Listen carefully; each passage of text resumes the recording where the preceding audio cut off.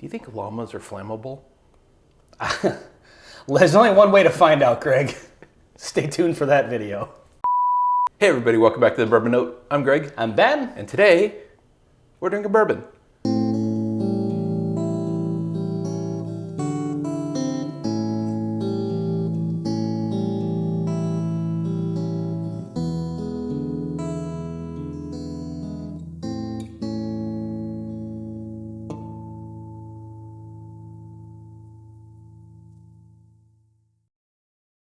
You know, we're not just drinking any bourbon. We're visiting maybe the granddaddy. I mean, for a lot of people. It's a brand that everybody knows and loves and maybe doesn't talk about as much. A beloved brand, and these bottles have been scarce around here lately, but we have one now. Bam, Russell's Reserve Single Barrel.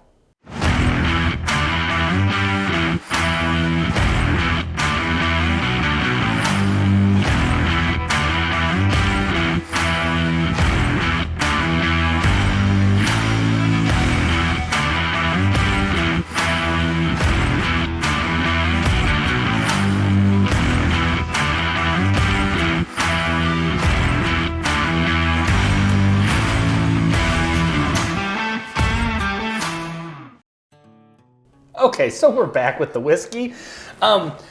So this one, we love wild turkey. Everybody loves wild turkey. Not everybody, but plenty of people. Yeah, I think enough that you could say statistically pretty much everybody. Mm-hmm. We've had the rare breed that always shows up in our lists of the quality versus price. It's really on the good side of that equation. It's one of the best ones out there. I mean, it really is. It's Don't horrible. go out and buy it though. Yeah. And so the Russell's Reserve Single Barrel, wild turkey, single barrel, obviously, 110 proof. Okay. And So rare breed is right about there though, right? Rare breed, the last batch that I got was 116. Oh, that's right. Yeah. So, I mean, it's within the same wheelhouse, sort of. Okay. But these were around for a while in Minnesota, and then they were just kind of gone for a couple years, maybe. Well, maybe a year or so, and then now I'm starting to see them again, which is awesome because I have not had one of these in quite some time. So, looking forward to getting into this. Let us know in the comments if these are available around you guys, because I don't know. I'm noticing with the more comments and live streams we do, it really is just kind of spotty, like bourbons that we don't see ever. Well, distribution seems to be getting worse, not better. Yeah, exactly. So it's kind of all over the board. Yep. So let's get into the snivs here. Wow, rich. Wow, there's a flavor. What is that? It's a nice cinnamon. No, I got something maybe more aggressive than that. In the peppery. It's not. It's definitely got some spice to it for sure. It's like sweet and spicy, perfectly mixed. Like I was trying to think, like what I've had that's that spicy chocolate kind of note. Is it the Tabasco sauce flavored chocolates? Well, it's funny that you say Tabasco because I was actually thinking, and I don't know if it's the glass. You know, dishwashers are terrible. Sure. But I was getting a little bit of a vinegary type thing, which is totally not a wild turkey type note, but something in that range. Almost or like a varnish, spicy. like a wood varnish maybe? That's never drank varnish. Well, I've never drank it, but the smell of it, I do sometimes get on bourbons. Uh-huh. All right, I'm going in for the taste here because this smells delicious. Cheers. There's a density. Wow. Yeah. I mean, that's so good. You know, so it's really thick and buttery, kind of coats your tongue. Yeah. And it feels like that smooth kind of oiliness is holding back the flood of like heat. Like it'd be so much hotter if it wasn't protecting your tongue almost. It's very good. Toffee.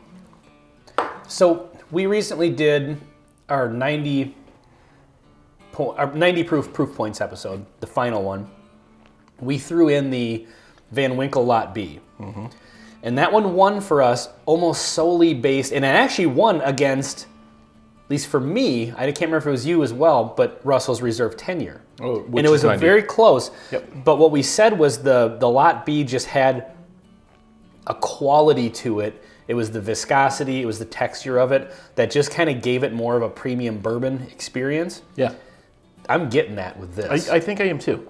This has got a real interesting note But so one thing, and I don't say this is a bad thing, it's got lots of flavors, but surprisingly, none of them seem to be like turned up to 11. It's got a lot of really nice flavors, but it's not overly aggressive.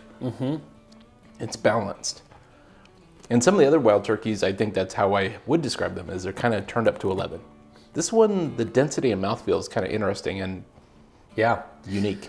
I like cask strength stuff and I like barrel proof stuff, but I think this one at 110 is the perfect proof point for this. I wouldn't go higher for this particular one. I agree. And also, we don't know the age on it, right? They don't actually. Yeah, I'm not sure. Some of the, if you get a store pick, they'll have the age on there, and I've seen those range from like 8 to 10. Yeah, so it's in that range. Surprisingly, it drinks very mature, almost to the, like it's not overdone and over oaky, but it's definitely tannin forward. And I would worry that a lot, another year, or maybe it would take a couple years, could be too much.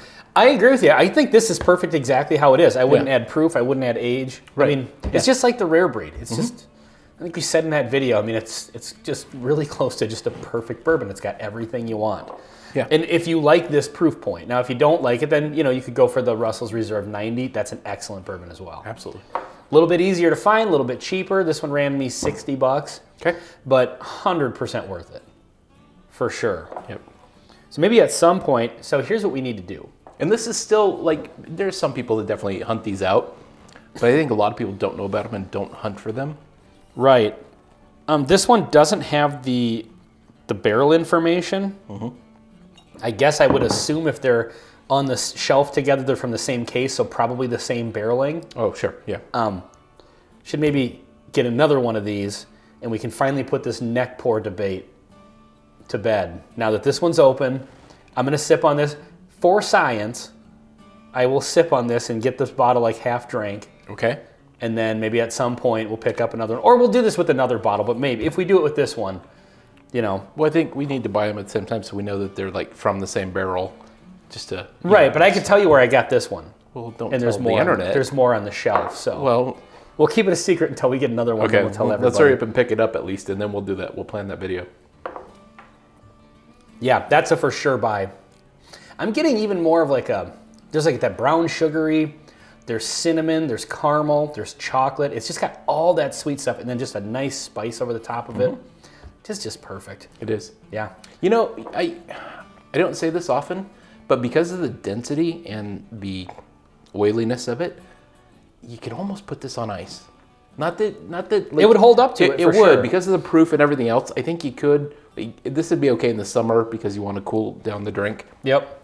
So yeah, it would hold up to it for sure. Absolutely. All right. Well, this has been Russell's Reserve Single Barrel on the Bourbon Note. I'm Ben. I'm Greg. Till next time. See you next time.